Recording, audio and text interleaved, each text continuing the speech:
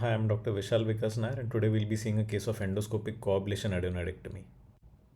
So, I have decongested the nasal cavity, and you can see the adenoids coming into the choana. I have also used an infant feeding tube to retract the soft palate so as to prevent any injury while I use the coablator wand through the oral cavity. So, nothing much to explain in this video. We reach all the limits of adenoid, that is, superiorly is the periosteum below the sphenoid, laterally, anteriorly comes the torus tuberous, and posteriorly comes the fossa of Rosenmuller. Inferiorly comes the Pesavint's ridge, and posteriorly comes the buccopharyngeal fascia.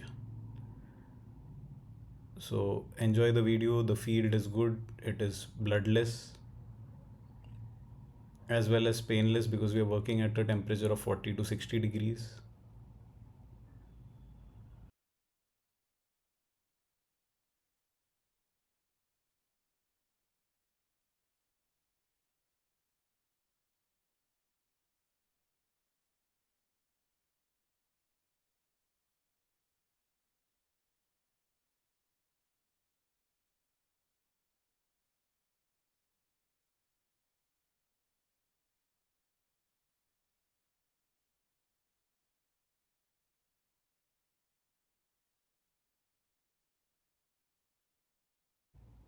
So once we have debulked enough, we get an idea or the level at where the inferior limit is, which is the Passavant's ridge. And we start coagulating layer by layer from the inferior limit. Another important point to note is when you go laterally, we encounter bleeders. So slowly and slowly, layer by layer, clear of the tissues and be prepared for some bleeding as you go laterally.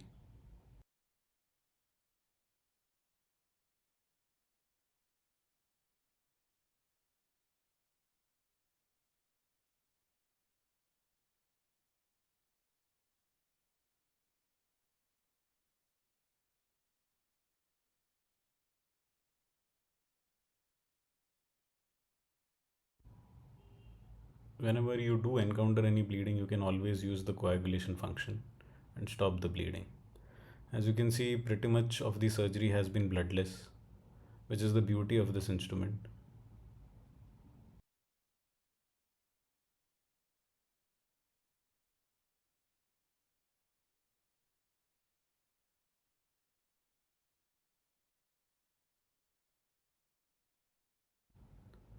Again, like I mentioned beforehand, whenever there is tissue which gets stuck, don't go and start using it on the adenoids. First, use the ablation function, let it get disintegrated and absorbed into your wand, and only then start using it again.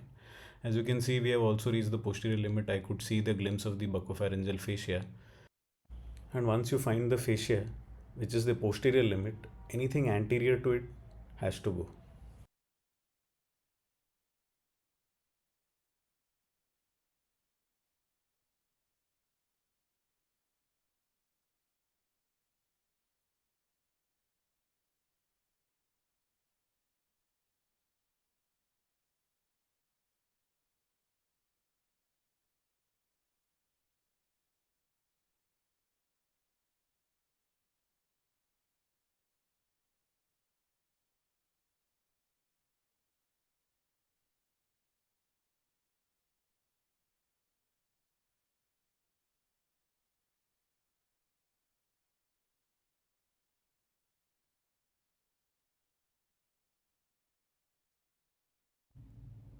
So I'd intended to only show one side of the adenoidectomy, but I wanted to stress on this point that once you reach the lateral limit, it is essential to first clear the anterior part of it, that is lymphoid tissue over the torus tuberous, and only then go towards the posterior lateral limit, that is clearing the fossa of Rosenmuller.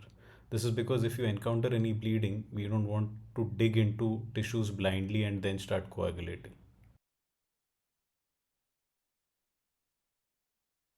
And this is the final view.